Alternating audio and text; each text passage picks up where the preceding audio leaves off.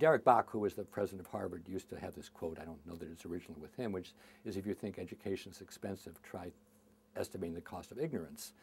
And the truth is, until a century or so ago, formal education for the elite was fine, but there was really no need to educate the mass of society, at least beyond the basic literacies. But now it's completely obvious that unless people are not only educated to a higher level, but want to continue to learn, actually motivated to continue to learn, don't feel it's a gun to their head, that they will not be very useful to themselves or to their society.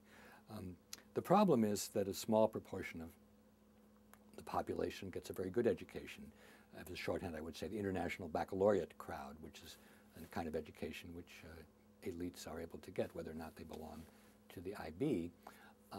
But of course, that's expensive education, and it presupposes a lot of parental and teacher support. In large parts of the world, that's just not a practical reality.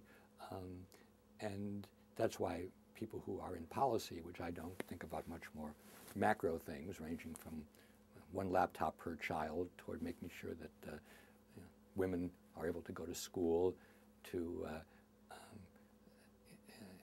ensuring that the country isn't last on some kind of international comparison. And we can't think about education in that as if it were just one thing.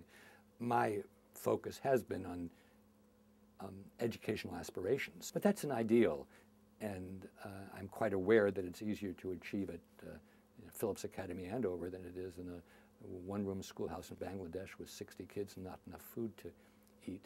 And if I can close with one sentence, I think the major problem with the No Child Left Behind policy, which is a completely bipartisan policy, is it uses the country to solve the problems of inner city Detroit or DC, and that's just mixing apples and oranges.